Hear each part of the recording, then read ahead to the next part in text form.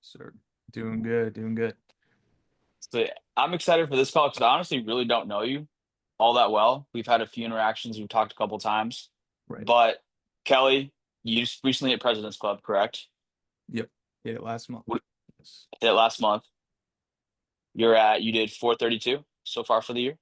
432 as of Yeah. the records. And we were talking earlier in last month, I believe you said you did 72,000 for the month. Yep. 72,000 issued, paid. That was about 113,000 submitted. So it was a push for the big month. We're in the fourth quarter, right? So push big. My dog. My dog. Let's go. Let's go. How long have you been selling insurance for? 14 months. Okay. 14 What were months. you doing before this? I was doing solar and retail sales. I wasn't a closer in solar. I was an appointment setter for the closer in solar for about 2 years. And that was kind of my first Nice. introduction to kind of the sales industry. Okay. Cool. So you joined Pinnacle. You're working with Holly over there.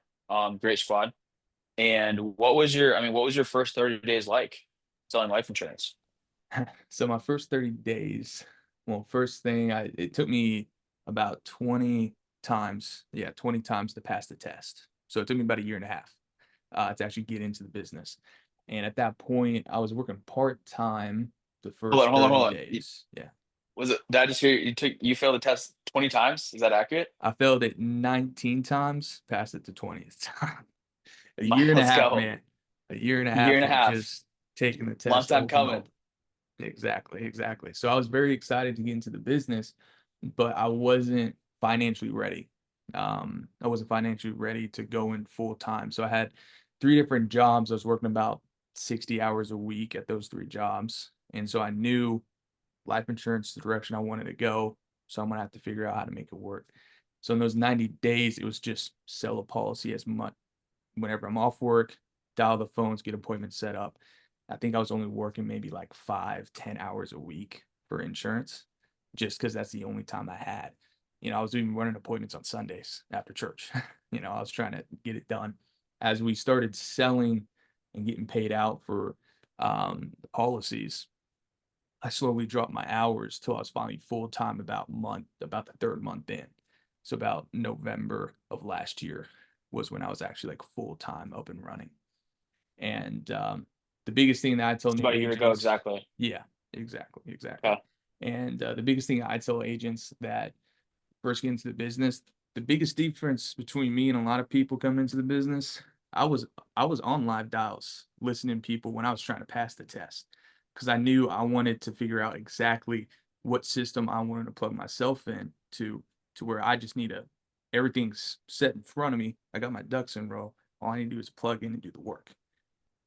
And that's kind of what my first 90 days looked like was just working my ass off, honestly, and just trying to make it out. Gotcha. Gotcha. Okay. So came in super part-time Yep. and then you transitioned to full-time about a year ago exactly. What did your first month look like in this business when you fully went and jumped all in? First month, I think I had about $1,500 in my business account. And I was talking to Holly, I was like, that's it. I'm going full time. I know I can do it. I know I can at least make two sales off this and multiply it. And so I stayed true to my schedule and lead spend at that point. Um, I made sure I had the proper appointments set up on my book. I really focused in on my daily goals. Of course, I had the weekly goals, having 30 appointments on my books, making sure I'm presenting at least 5 people every day. So I made sure my goals were intact as well as my daily goals. And as I knocked out, got the daily wins over time, it just started piling on. Of course, there's learning curves in the business, even after that first month I was full time, but that's what the first month looked like for me was just making sure I'm sticking true to my schedule and spending the proper money, put numbers in my favor. Okay. So you're getting 5 presentations a day. Was that Mhm. non-negotiable every single day? Whether you Non-negotiable. close non-negotiable, so whether all 5 tell you to F off or you close out 5, you're getting 5 presents. Yep. That's huge. Okay. What did your lead spend look like My starting lead out? spend starting out, I think it was right at 1,500. It's A right at week? 1,500 a week. Okay. Yep, a week. Cool, cool. And then what did you do your first month off of that schedule and lead spend? First month, I think I was at 12. First Okay. month full time was 12,000 issue paid. So spent decent amount of leads, did 12, which Yep. is decent, could have been better. But when did you really start ramping it up and having those, large, 30, 40, $50,000 months? So I think it was December whenever I finally hit above 20,000. That was my first like 20,000 month. And so going into January, I had the goal to hit President's Club. Me and Holly talked, got what I needed as far as how many presentations I need in a week, how much submit and issue paid I need every week. So once I had the roadmap to hit President's Club, I started really focusing in on my presentation. I knew I would be getting a lot of appointments, but then I realized, they want to think about it at the end or something I couldn't find common ground with the client. And me as the new agent, I just wanted to go through the experience of dealing with the rebuttals. So I'd go through it all. But at that point Hmm. in January, I knew, okay, I'm my skill level is better than this. I don't need to be talking to these people for 40 minutes and trying to convince them. So I need to make Yeah, sure the first 8 to 10 minutes of my appointment script, it's just me trying to find common ground with the client, whether or not I even go into the financial inventory sheet to actually present numbers. Asking because I work aged mostly, so really asking like if they're familiar with the process with the mortgage protection, really kind of digging up, getting the conversation started with the client, knowing exactly what their process was in the past, or if this is their first time. gotcha. Okay. And I mean, it sounds pretty similar where I don't know about you, but me coming into this, Yeah. I barely had $1,000 to invest in this, but I invested my entire net worth into this business, which I'm super thankful I did. And a lot of you guys have heard my story where my first lead batch spent $1,000, didn't make a sale. Spent another $1,000 on my second lead batch, didn't make a sale. Third, spent another thousand, and then Man. finally made a sale on my third lead batch. Yeah. Just because I was so bad when I first started. But one of the biggest things that helped me tremendously was consistently investing into leads. Hmm. And I was basically I broke even my first month on my lead spend. Yeah. But I'm so thankful I did that because what I lacked for in skill set, I made up for in lead spend. And then when you have that lead flow coming in, you have so many people you talk to. Well, you're having so many conversations, you're getting so many reps. You're just going to get good by default because you're talking to so many people on a daily basis and you're getting so many at bats. Where if you're a brand new agent, the worst thing you can do is try to run your business tight fisted, only spending a couple $100 in Yeah. leads and praying and hoping to God it works out. Because I mean, Hmm. that's the worst you ever going to be. So why would you invest the least amount into your business? Like now, I mean, if I gave you couple $100 in leads, I know you'd kill it. If you Yeah. gave me a couple $100 in leads, we'd rip through it and we'd crush it. But that's not day one because we need to develop that skill set. And even Hmm. now, I think a large bottleneck is just people not seeing this as a business and not Yeah. consistently prioritizing that. The lead spend where, I'd try to like, especially I'm guilty of this too. When I started out, I would invest in leads for 3 weeks and then and then I would invest in leads and try to finesse it and be like, oh, my lead spend was only this. And then I'm going to produce this and squeeze this last amount. But then I would look at the fourth week and my production was a third of what it could have been trying to maximize the ROI. But I'm like, oh, I'm just making less money overall. Right. Right. So that's great, Yeah. man. What would you say is some adversity that you faced starting out in this business and some things you struggled with? I'd say I really struggled with when I first started was I was pretty good at making conversation with the client at setting appointments because I was kind of experienced that in the past with solar. My biggest thing was really working on the credibility part of the introduction of Okay. the script. So pretty much how I need to present myself to the client and stick by it, if that makes sense. So as far as like credibility in the appointment, now like what I'm doing is, of course, I think when I first started, I didn't even send like I know a lot of people send their driver's license or their state insurance license. I just sent like a crappy looking business card, not even a picture, and I would still be selling at that point. But once I started honing in on the credibility, I was able to see how these clients actually stuck more. So like when I'm going through the applications, I'm bringing up conversations. I'm explaining the policy packet. I'm explaining if you need anything at all, give me a call. If you have any questions, call me first, you know, and then have that security code in place. Make sure I'm tying down the client. Tying down the client with credibility was kind of my biggest hurdle once I started producing more because I noticed chargebacks were hitting me left and right at that point. Got it. Okay. So just providing more value to the client, tying your business down, Mhm. everything else. Walk us through your schedule of this last month, to produce Yeah. $72,000 of just, lead spend, hours worked, inputs, goals, just the whole nitty gritty. What did that look like? So with the lead spend, and I kind of piggyback on what you were saying too. When I was doing in January, from January to I want to say about June, I was spending about 25 to close to 2,800 a week. And that's a lot. And I think I was only issue paying probably like 40, around the 40 to 45 at that point. My close ratio wasn't that great. So I knew I need more numbers in my favor. But once I started seeing my close ratio, my skill get better from the experience of, running those appointments and having those opportunities in front of me, I was able to lower it down. So for October, I'm looking at it right now, about I was doing 1,800 flat every week. 1,800 flat. About 60% of that was aged.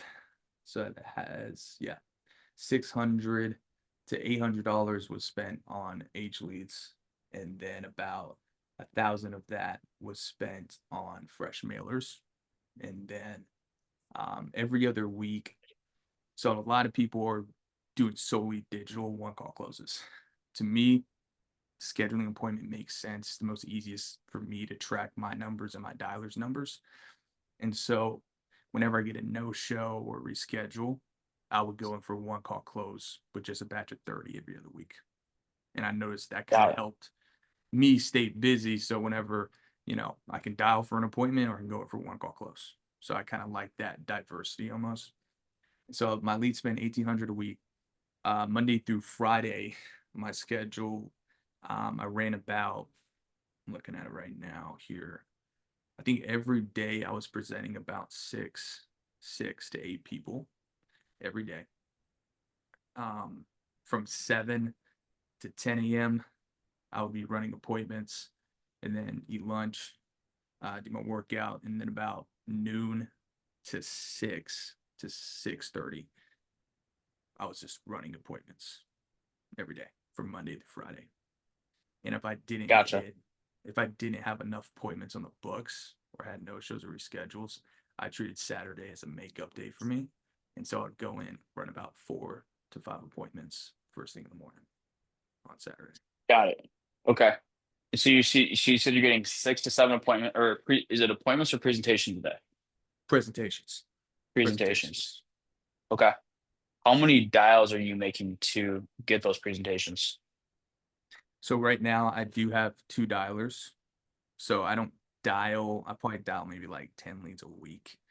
But even back in January, February, March, and April, I was down by myself and I was still hitting those numbers. But this was kind of like a record-breaking month for October. Yeah. Yeah. Typically, I would say dials. My dialers go through is probably about 60, so $60 a day. It's what they're doing, Gotcha. and on like a Thursday, Friday, depending what the schedule looks like. Gotcha. Okay. So you see in their VA dialers, I'm assuming? The VA dialers.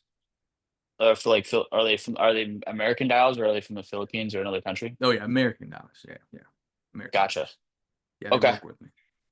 Very cool. Very cool. So you have two dialers helping duplicate your dials to get your appointments, get your presentations. What would you say what keeps you, how did you what made you want to get dialers and start outsourcing your time? And why did that start? Yeah. Why did that make sense for you? So, like I said, I was hitting very similar numbers. So my average is typically like 45,000 issue paid. I was still hitting Okay. those numbers by myself. Right. So the moment I realized my vision for the business, I want to hit President's Club, I want to start scaling. I knew dial time, calling insurance companies, keeping up with return premiums, all that stuff isn't going to help me towards that goal. So now that 100%. I got the finances and I got a system that I can plug people into and train, the moment I realized that, that was back in April. And my wife, Cameron, she's my admin. She dials a little bit. And then I hired a full-time dialer as well that we've been training her the past few months. And realizing that I needed to start outsourcing because I had the finances to do so and I had the training and I went through it myself, the first 7 months of the business. And so I knew I was able to start outsourcing. And then once I did, I was able to focus in on my sales process. And I have a couple agents under me as well, focus on them as well. Nice. I love it, bro. So just treating it like a business, pouring Yep. back into your business, reinvesting, duplicating yourself, working your way up. What are some of your goals and what keeps you going on a high level? I would say my goal, well, for this year, because I just recently moved to Chicago a month ago, my biggest goal was moving out of my hometown. Me and my wife. And our biggest thing was wanting to relocate, start investing ourselves, with people in the business. We got the Munsters office, you guys, and Imagine as well. We've been hopping around, learning from everybody. And I, kind of treating it like college almost, you know, move out here, work our asses off, realize what we need to do to get to the next level. And that next level, to me, in my eyes, is scaling. Now they got a system that's replicatable. I proved it. I hit President's Club within 10 months in the business. I got a system that's replicatable. Now it's my job to be a better mentor to the people I have now and start outsourcing myself and scaling. So that's kind of the next level and kind of my why behind everything. I would have to say it's probably my family. My family. My family's my why. My dad coming into this business, um, when I was going through the test, the 10th time, 15th time failed. He owned an electrical business in Owensboro, Kentucky. And he was like, I'll pay for trade school. He said, maybe this isn't for you. And, coming from my father, I was like, Mm, that hurt. It hurt. yeah, But I knew that I wanted to make this work. And so honestly, my why is kind of proving people wrong at this point, to be honest. A I lot love there that. wasn't numbers in my favor. Even throughout college dropout, a lot of people message me now and they're like, dude, what'd you do? And I'm like, well, these people were bullying me in college and now they're texting me, you know what I mean? So it's like Yeah, I'd say my why is kind of proving people wrong right now. And the people in my circle, making sure they're coming up with me as well. Best, I can as far as leading by results. yeah, 100%, brother. I love that, dude. I love that. Little, little chip on your shoulder is a good thing. Yeah. It's definitely a good thing. And it's funny, I didn't because I was very similar coming into this, where my parents told me, don't move to Chicago. That's a terrible choice. It's super expensive. You're not going to be successful. And I was just the thought of me failing and having to go Yeah. back home with my tail tucked between my legs, I would have honestly rather died. So Yeah. just having that fire under my butt, and like you said, dude, getting out of your hometown, so important. That's huge. Getting around, getting out of your circle, getting out of your comfort zone. I'm constantly thinking about how can I get uncomfortable every day? How can I push myself? How can I develop all these different things? So when you change your atmosphere, that it helps you elevate to a high level of being, and you simply have less distractions. It's 100%. I love my family a ton, but it got to a point where it was a lot. This convention's going on, this person's birthday, we got to do this thing, or this person needs help with this, and it's tough to hit your goals and focus on your business when you have all these different distractions and all these different things pulling you away. And So honestly, that's probably why I had a big month last month. That was my first full month in Chicago.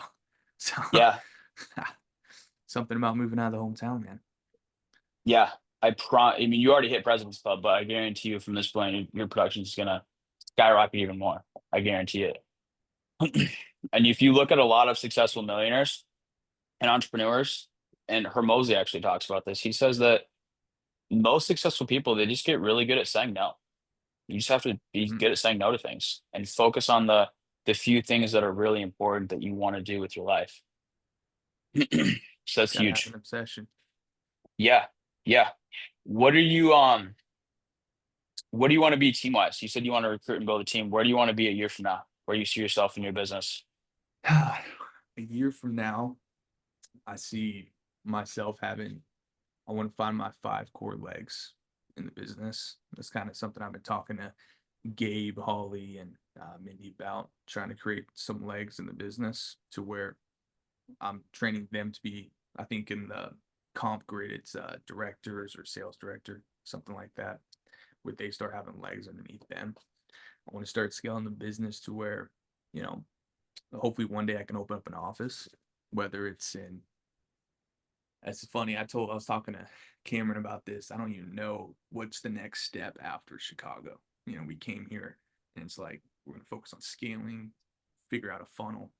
And then now from there, I don't even know where we're going to go, to be honest. But I want to be able to have a place for an office as well. Kind of move out of state. As far as Chicago, love Chicago, but I don't see myself being here for, over a year, me personally. Sure. But as far as scaling, creating my 5 core legs, and of course, still working production. I'm gonna try to hit President Club at least next year again too. So Nice, man. I love that. How important do you think that is for, writing that much premium and having those big months towards duplicating, scaling, and training other agents to do so? it's very important. I feel like it's all about time management. That's something that I had to be even last month. I mean, that's probably the busiest month I ever had in the business. But because I stuck to the schedule, made sure I'm doing coaching calls, I'm reserving time throughout the day when I'm sending out DMs, catching up with my recruits, make sure they're getting the course knocked out, timeline, all that stuff. Once I realized all the things I needed to do as a mentor and also as a producer, um, always huge on schedule, 30 increments in a day, right? Yep. And Yep. so on my schedule, I just stick to it, making sure throughout the week I do what is necessary. And then on the weekends, whenever I'm clocked out, I spend time with Cameron, take care of anything around the house and all that good stuff. But stick to my schedule, man. Biggest thing. Yeah. That's really cool. I mean, you wrote $72,000 last month, and how many Saturdays did you work? I honestly probably work 3 Saturdays, and that's probably running 3 to 4 appointments. Yeah. So you weren't even, it's not like you were grinding 7 days a week. And what I'm hearing is you're very intentional and you're very methodical. Hey, these are my goals. This is how I'm running my business. I'm reinvesting back in business. I have consistent lead spend. I have $2 I'm paying in training. Um, and I'm just very intentional with my time. Like I'm sure if I picked a random time throughout any of Monday through Friday, at any point, any day, you're not sitting there scrolling through TikTok, scrolling through Instagram, staring out your window. Like you're focused, you're dialed, you're working, hey, this is my work time. This is my time with my family. And I'm gonna lock in, I'm gonna work hard, I'm gonna focus. And then the time I have off, the weekends, I'm gonna earn those weekends. Yeah, earn the time And off. if I don't hit my goals, well then I'm working Saturday. Yep. So I And I love even that, do man. that with my agents too. It's like, did you hit your goal for the week? Oh, I needed 25 appointments. I'm only 20. Well, book out 5 for Saturday, buddy. Come Yeah. on. Stay true to Because yourself, man. 1,000%. Because we were talking about this in our morning huddle this morning, where people set goals, but it's I've seen people in the business where they'll set a goal and they'll be like, oh, whatever, I didn't hit the goal. Well, I'll try next week. But with you, is you're like, dude, if I don't hit my goal, then I'm having to work this day. Yeah. I'm having to run more and to make sure whatever that is. And you're getting 5, 6, 7 presentations a day, and that's the most important thing. And you're tracking the controllables, tracking inputs. You're not saying, hey, I'm going to sell X amount of premium a day. Is no, hey, I'm going to focus on the presentations. I'm going to focus on what's in my control. I'm going to focus on helping families. Yeah. That's great. All right. Well, we're going on 30 minutes. So the next 10 minutes of the call, we'll just open it up for a Q&A. Anybody that has questions for Kelly or how to hit President's Club, how to hit 70 grand in a month, feel free to unmute or drop it in the chat. Any other questions? I did have a question. Can y'all Yes. hear me? I was Yes. gonna ask you, I can hear like, you. Kelly, who do you look up to? Like, do you like watch anyone on YouTube So I as think like the for sales? last time I actually like watched about business on YouTube was I think he's with our previous IMO, Ryan Reynolds, I think that's his name. Um he does a lot of recordings on in-home appointments, where he was unmuted. And like what I said, even before I got into the business, I was like listening to his presentation like on repeat while I'm working with my dad or doing retail sales. But as far as my training that I do to invest myself in the business would be just showing up to live dials, showing up to the weekly trainings and all that stuff. Really being intentional about, you know, I can't make it on all of them, but at least I'm making it to most of them, and I'm taking notes. Yeah. Jesus said, what would you say to those who have failed the state exam multiple times? Uh, you got to have a why you want to get into the business. Because if you don't, fifth time, 10th time, you're gonna quit. I mean, I've seen it happen firsthand. And like what I said, my why getting into the business, I felt like my whole life I was just trying to prove people wrong. And so getting hit with 15th, 16th, 17th, 18th, 19th time failing, I was like, I don't care. You know, I'm gonna skip out on a meal just to pay for this test. I was living paycheck by paycheck at that point, and I knew I had a goal set in mind, and I knew nothing was gonna stop me to do it, even if it took me 30 times. But it's just how bad you want this opportunity and how this opportunity can change your life is going to determine how committed you are. I love that. I mean, it's not like you failed once, you failed twice, or failed a couple. No, dog, you failed 20 times. That's talk about adversity getting into this. I love that. Mhm. Somebody asked, what type of age leads are you working? Age lead, so that's going to be strictly proven, and then you guys run Aria, right? Aria leads. Yes. Yeah, Yes, we do. I try to stay away from the 1 month. I've been dibbling dabbling on the 3 month a little bit, but nothing too crazy. Strictly proven though. If I need to, I'll hop over in Aria and grab some. Cool. It looks like Jake Butcher asked, how many appointments do you typically run a day? And then it looks like someone answered 8 to 10 plus. So you're running about 8 to 10 plus appointments a day Yeah, on average. yep, 8 to 10. Okay. And then Zach asked, how do you manage 7 appointments when they run longer than anticipated? So typically, so there's a lot of people whenever they quote mid appointment, they put them on hold, and there's some people that don't, just to knock out the appointment faster. Me personally, I put them on hold because at that point, I kind of know how long the appointment will be. If I'm going over, I'm gonna text the appointment while I'm quoting the next appointment. I'm gonna text be like, hey, I'm wrapping up with the family. It's gonna be an extra 15, 20 minutes before I get to you. Yeah. And regarding that, guys, if you have appointments, it's because I've seen agents do this where Yeah. they'll have an appointment at 3 o'clock and they'll be sitting there at 3:46 for the next 14 minutes just waiting for their appointment. Like, guys, that's the biggest waste of time you could possibly do. I've ran about 10,000 appointments over the course of my insurance career. I can count on this many hands how many times I actually showed up on time. Where for me is I'm a big overthinker.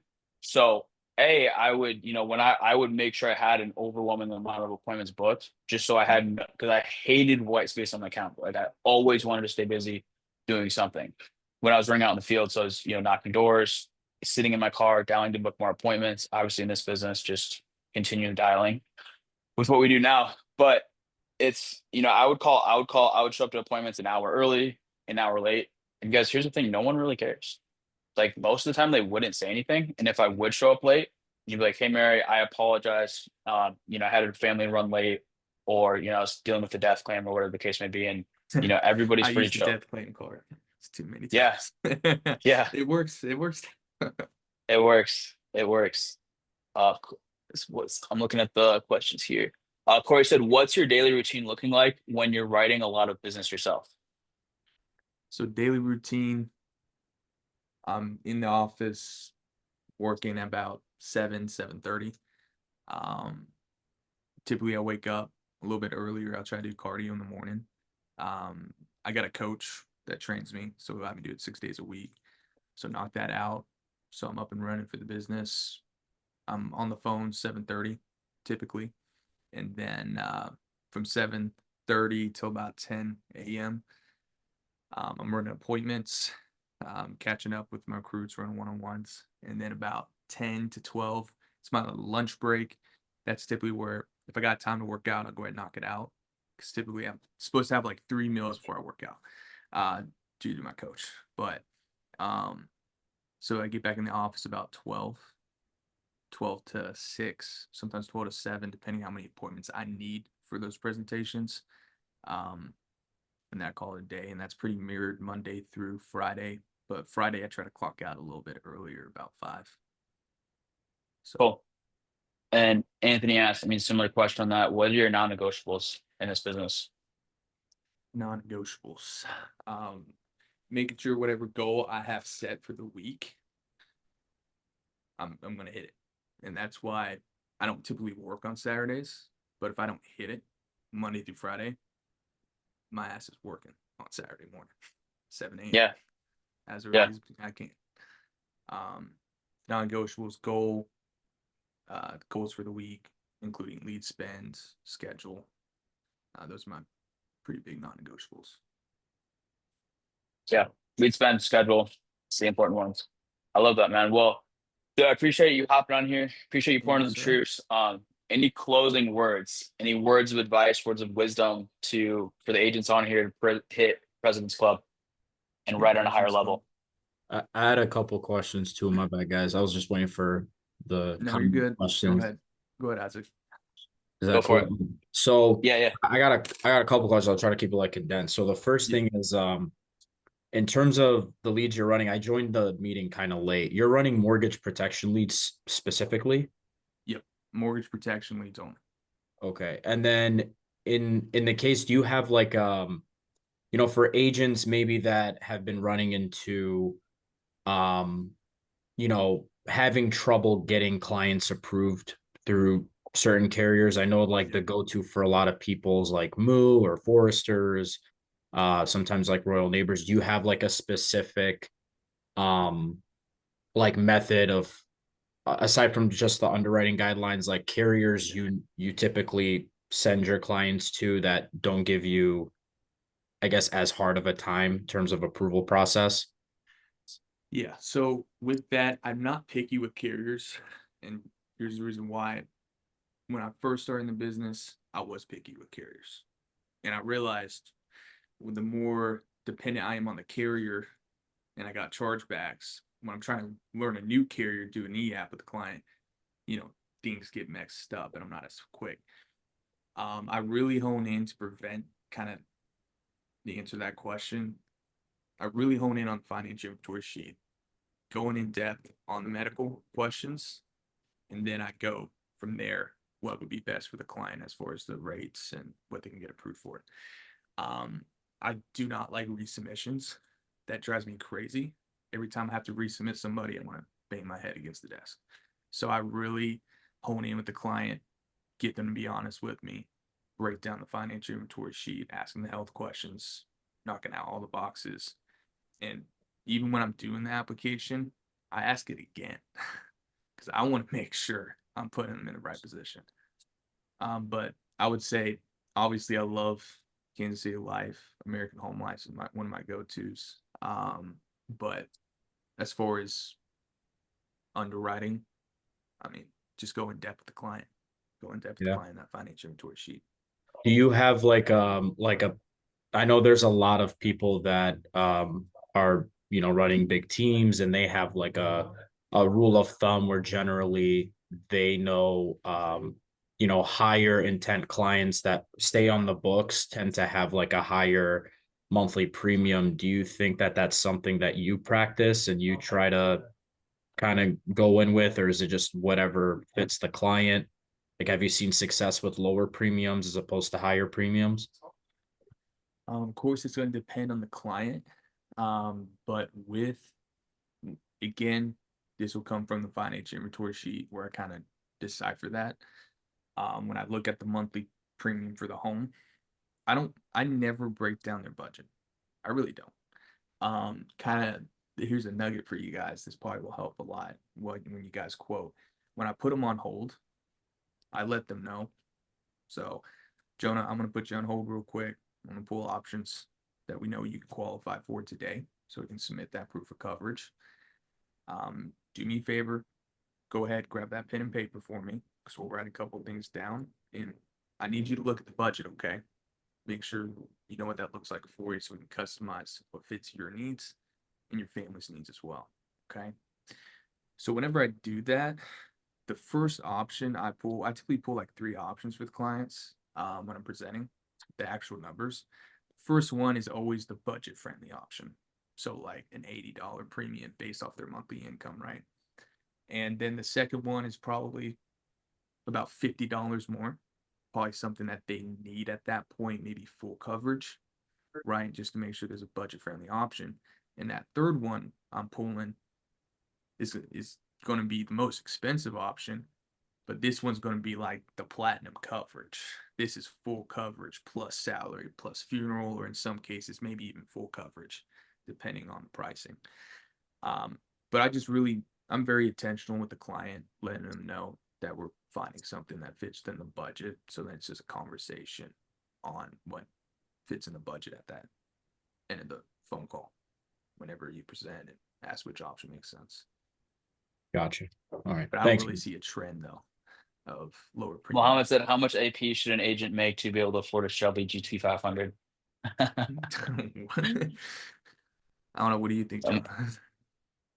Right, start cranking out $40,000 months. Hit President's Club, and you'll buy, but you'll buy whatever you want. But awesome. Well, Kelly, any closing words of wisdom that you have for us before we wrap up here, brother?